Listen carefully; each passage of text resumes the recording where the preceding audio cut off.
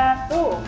Waalaikumsalam warahmatullahi wabarakatuh. Bagaimana kabarnya anak-anak? Alhamdulillah baik, Bu. Bersiap berdoa. Bismillahirrahmanirrahim. Rabbi zidni ilman warzuqni fadlan waj'alni minas sholihin. Sekarang Bu ini coba cek kehadiran untuk yang tidak hadir pada PJJ siang hari ini. Nadira hadir? Hadir. Kaki? Hadir, Bu. Iva, mana suaranya Iva? Hadir. Alhamdulillah. Tirani? Hadir, Bu. Bagas, sudah makan siang? Tujuan dari kita makan itu apa? Coba kita flashback ke materi pada pekan lalu. Tujuan dari kita makan itu apa? Biar kenyang. Biar bertambah energinya. buat menambah semangat untuk menjalani aktivitas, menambah energi. Di sini Bu ini ada sebuah video ya. Silakan nanti kalian simak. Video ini menggambarkan tentang bagaimana sih cara kerja dari sistem organ pada manusia. Apakah suara Bu ini sudah jelas? Sudah, Bu. Jelas, Bu. Untuk set screen-nya apakah sudah terlihat? Sudah, Bu. Sudah, Bu. Silakan lakukan kegiatan mengamati video berikut ini. Digestive process begins before food even hits your tongue. Anticipating a tasty morsel, glands in your mouth start to pump out saliva. We produce about 1.5 liters of this liquid each day. Once inside your mouth, chewing combines with the sloshing saliva to turn food into a moist lump called the bolus. Enzymes present in the saliva break down any starch. Berdasarkan video tadi, kira-kira organ-organ mana saja atau organ apa saja yang berperan dalam sistem pencernaan manusia? Rongga mulut, Oke. tutup lambung, Usus halus, usus besar. Apakah makanannya langsung masuk ke lambung? lewat rongga mulut, Oke, lewat rongga mulut. Setelah melalui rongga mulut akan melalui apa? rongkongan, Oke, betul. Setelah masuk ke kerongkongan masuk kemana lagi? lambung ya, Bu. Oke, masuk ke lambung. Berikutnya, Usus halus, kemudian halus besar. ya, itu tadi yang dimaksud dengan organ pencernaan ya pada manusia. Dari video yang tadi kalian sudah simak, perlakuan apa yang dialami oleh makanan ketika berada di dalam rongga mulut? Pencernaan mekanik sama kimiawi. Pencernaan mekanik itu tuh yang kayak itu yang sama gigi. Digunakan sama gigi. Kalau secara kimiawi itu menggunakan enzim. Kenapa tadi Bu Rini bertanya tentang yang terjadi di dalam rongga mulut? Karena ini berkaitan dengan materi yang akan kita pelajari pada hari ini. Tujuan dari pembelajaran kita, kalian akan diminta untuk menjelaskan proses pencernaan secara mekanik, kemudian mengaitkan organ pencernaan yang terlibat dengan hasil pencernaan secara mekanik, seperti tadi yang disampaikan Nadira. Apakah betul mekanik itu yang dibantu oleh gigi? Ya.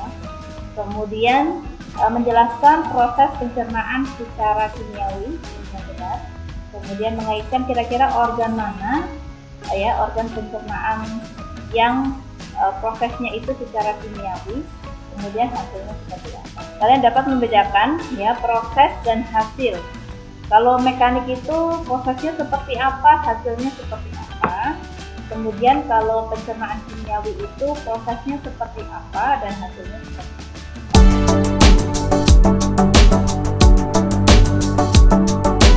Sekarang kita masuk ke dalam kegiatan inflamasi, kemudian dikunyah dalam waktu yang lama. Kira-kira apa yang dirasakan oleh lidah? Agak manis gitu.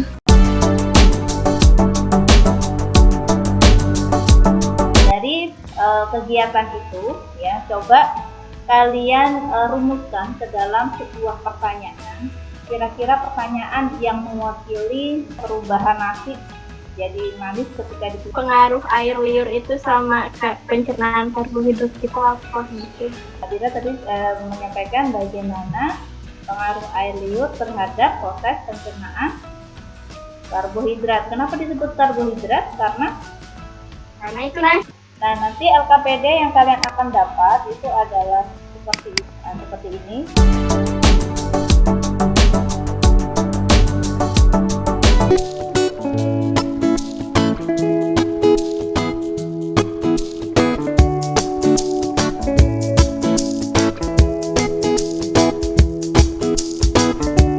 perubahan warnanya pada tabel yang disediakan.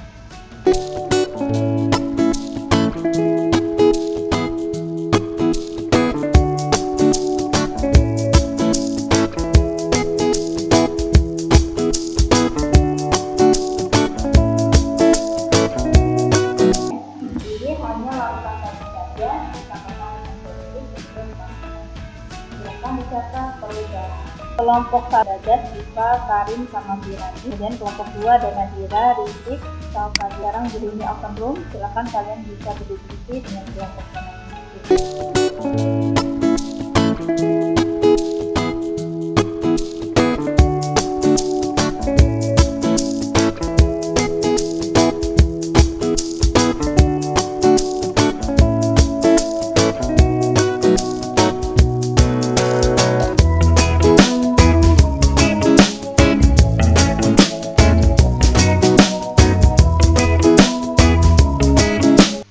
Silakan dicatatkan pada tabel ya. Nah, sekarang silakan kalian diskusikan dari hasil pengamatan yang tadi sudah kalian lakukan. Dan silakan didiskusikan pertanyaan yang berada di LKPD tersebut ya. Baru nanti kita akan kembali ke room utama ya untuk presentasi hasil kegiatan diskusi kalian.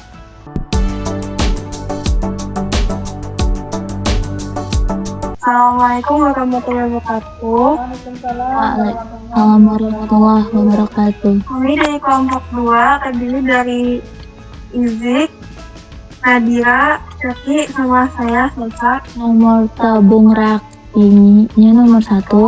Jenis ujinya larutan kanji ditambah lubol. Hasil pengamatannya warnanya menjadi biru terang. Lalu nomor tabung reaksi 2, jenis ujinya larutan kanji ditambah air liur juga ditambah lubol, warnanya biru gelap. Suhunya 5 derajat, jenis ujinya larutan kanji sama air liur sama iodin. Waktu yang diperlukan 7 menit. Lalu suhunya 37 derajat, jenis ujinya adalah larutan kanji, air liur sama iodin. Lalu waktunya 4 menit. Lalu suhunya 70 derajat, jenis ujinya larutan kanji, air liur sama iodin. Waktunya yang diperlukan adalah 11 menit. Apa yang terjadi pada tabung reaksi nomor 1? Larutan kanji yang langsung ditetesi lubol. Larutan kanji yang awalnya berwarna putih lalu berubah menjadi warna biru. Apa yang menyebabkan terjadinya perubahan warna larutan kanji yang langsung ditetes lubol? Jelaskan. Larutannya tergandung zat amilum atau pati. Berdasarkan kegiatan nomor 7, apa yang dapat kalian simpulkan? Enzim pada air liur bekerja sangat baik pada suhu 30 derajat dan yang sudah dibuktikan dengan waktu yang lebih cepat. Sedangkan pada suhu rendah dan tinggi, kerja enzim menjadi terhambat yang dibuktikan dengan durasi waktu yang dibutuhkan untuk berubah warna.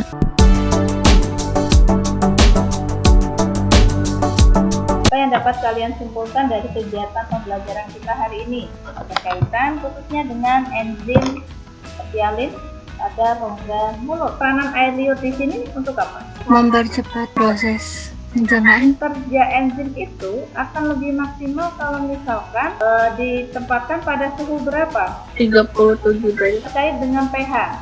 Baiknya pH yang cocok itu sesuai dengan kerja enzimnya juga supaya lebih optimal pada pH berapa? Yang 6,8 ya. 6,8. Oke, 6,8. Oke, itulah tadi yang sudah sama-sama kita pelajari hari ini ya, bahwasanya memang enzim petialin itu ya, entah itu enzim yang ada pada organ-organ yang lain itu memang sangat besar peranannya dalam sistem pencernaan manusia, khususnya untuk mempercepat proses pencernaan supaya mudah diserap oleh tubuh, kemudian dirubah menjadi energi, ya, dirubah menjadi energi dan digunakan untuk tubuh kita melakukan berbagai aktivitas.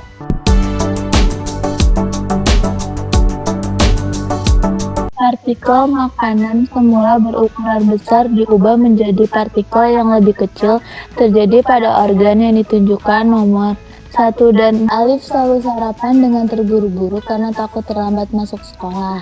Ternyata kemudian lambungnya sakit. Sesuai kasus tersebut, apa penyebab Alif sehingga bisa mengalami sakit lambung?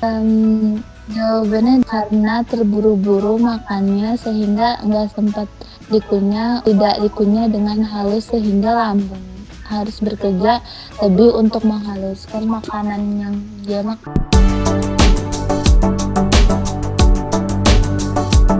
Saya polling ya, bagaimana kegiatan pembelajaran hari ini.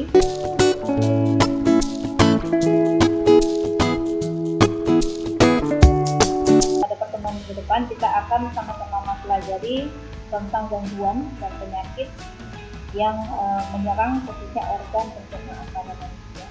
Nah, adapun dari pengayaan yang bisa kalian pelajari yang berkaitan dengan pencernaan mekanis dan kimiawi ini nanti akan dirini share ya di Telegram. Bagaimana kalau misalkan pada perokok maupun yang bukan perokok, apakah itu akan mempengaruhi kerja enzim yang terdapat pada Siap membaca hamdalah. Alhamdulillah.